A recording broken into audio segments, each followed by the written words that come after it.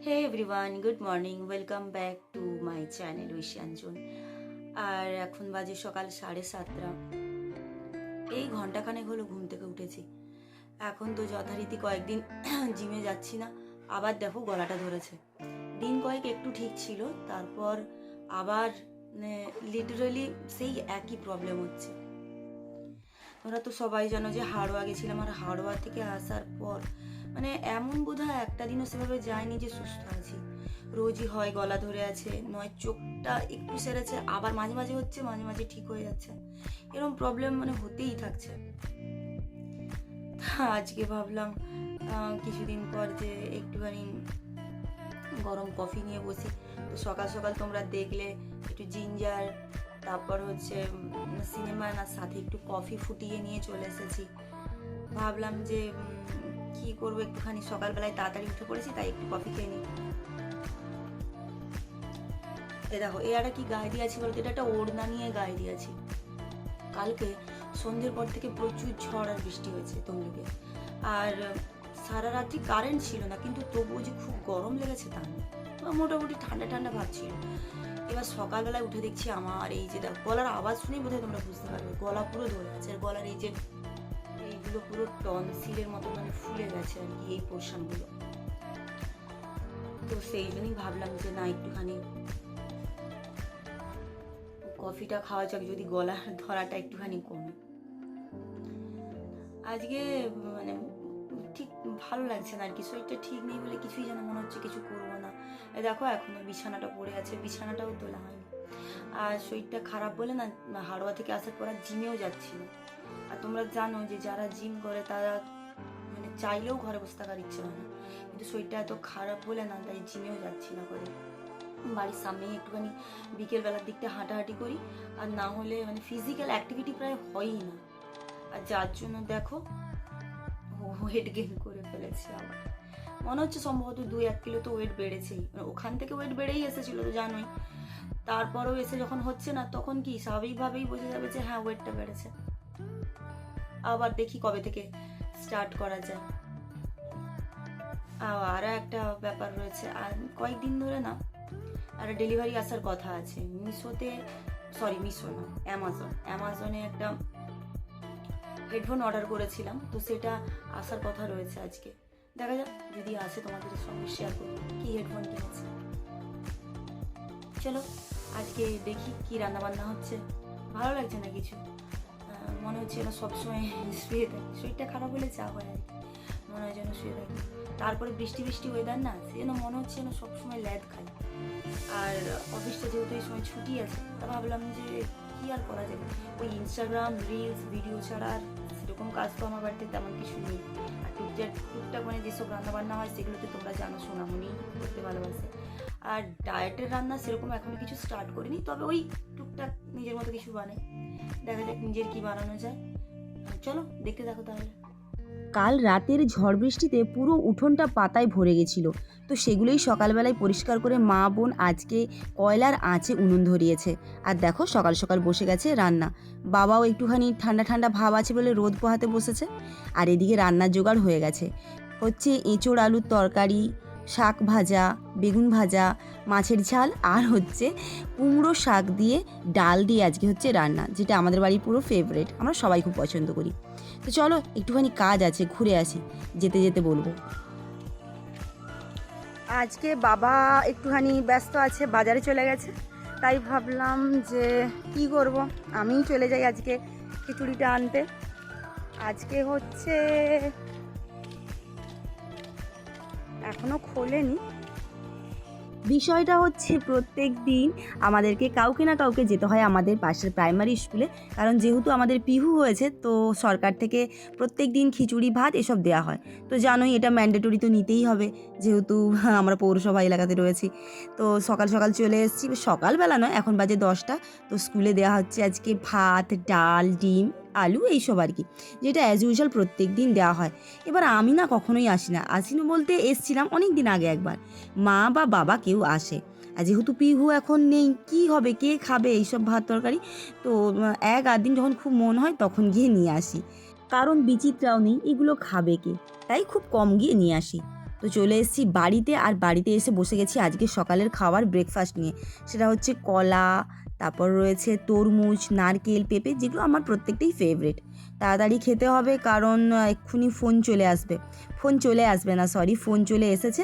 যেটা আমার ডেলিভারি আসার কথা ছিল সেটা আমাকে ফোন করে জানালো যে একদম কাছাকাছি চলে এসছে। তো আমার তো খুব মানে যে কোনো এইরকম ডেলিভারি এলেই না মনটা কেমন যেন আনচান করে, যে জানি কি অর্ডার দিয়েছি তবুও নতুন জিনিস আসবে, তখনই যেন মনটা একদম ছটফট করে, রাস্তার দিকে বারবার তাকাতে থাকি কখন আসবে। আর এদিকে দেখো যে খাবারগুলো খাচ্ছি সেগুলো কত ডিলিশিয়াস তোমরাও জানো, কারণ তো আমি তো প্রত্যেকটা ফল খেতে পছন্দ করি, তবুও আজকে যেগুলো খাচ্ছি সেগুলো আমার ফেভারিট ফলের মধ্যে। অনেক দিন কিছু ডায়েট ফায়েট কিছুই করা হয়নি, মানে করিই না এখন। তো চলো খাবারটা খেয়ে নেওয়ার পর তোমাদেরকে ডেলিভারির জিনিসটা দেখাবো। হ্যাঁ ঠিক আছে, রেখে দাও।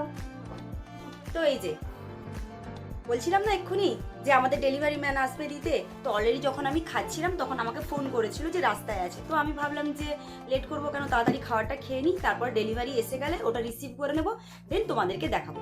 তো এই যে হেডফোন আমি অর্ডার করেছিলাম, যেটা তোমাদেরকে বলেছিলাম আর কি, তো সেটাই চলে আসছে। আর দেখো কত বড় একটা কৌটো, এইটুকু একটা হেডফোন কত বড় একটা কৌটো দিয়েছে, দেখো বক্সটা প্যাকেজিংটা খালি দেখো।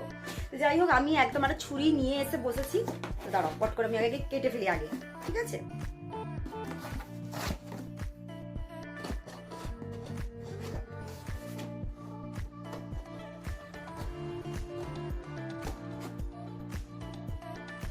কি বলতো, এগুলো এমন ভালোভাবে করা থাকে তো আমি খুব তাড়াতাড়ি খোলা যায়, এগুলো ছুরি বা কাঁচি না হলে খুব মুশকিল। খুলে গেছে আমার হেডফোন, কি গরম লাগছে, ফ্যানটা যে চালাবো তারও উপায় নেই। প্রথমেই রয়েছে একটা এই যে বিল, আর তারপরে আমার এই যে হেডফোন। আমি অর্ডার দিয়েছিলাম হচ্ছে OnePlus-এর বুলেটস ওয়্যারলেস Z2 ANC। তো এইটা অনেকদিন থেকে আমি ভাবছিলাম যে অর্ডার করবো, কিন্তু অর্ডার করা আবার হচ্ছিল না। আমার যে আগের হেডফোনটা ছিল ওটা তোমার ছিল রিয়েলমির, তো ওটা প্রায় 1 বছর মতন চালিয়েছি। তারপরে অনেকদিন থেকে ভাবলাম যে এইটা অনেক পুরোনো ব্র্যান্ড যদিও, তো এই বছরে আমি অনেকদিন থেকে ভাবছিলাম নেবো, কিন্তু আগের হেডফোনটা যতক্ষণ না খারাপ হচ্ছে ততক্ষণ তো জানো নতুন নিলেই করে বকা খাবো। তো গত মাসের স্যালারির টাকা থেকে ভাবলাম যে না এটা একটা নিয়ে নিই। এটার দাম খুব একটা বেশি নেয়নি, এটা অফারে আমি পেয়ে গেছি। এটা হচ্ছে তোমার নিয়ে কি বলে চার্জ নিয়ে, ডেলিভারি চার্জ নিয়ে এটা আমার পড়েছে প্রায় 1400-র মতো, ঠিক আছে? তো সেই জন্য আমি এটা নিয়ে নিয়েছি। আর এটা শুনেছি খুব ভালো, কি বলবো, সার্ভিস নাকি খুবই ভালো। চলো খুলে দেখি ঠিকঠাক এসছে কিনা। চলো কোন দিকে, ও এটা এই দিকে, হাত থেকে পড়ে যাচ্ছে, বাবারে বাবা। এই যে দাঁড়াও দেখাচ্ছে, আর টানতে গিয়ে সব দড়ি টানা হয়ে যাচ্ছে। এই যে টানতে গিয়ে দেখো খুলে ফেললাম। এই যে ভালো লাগছে না কালারটা?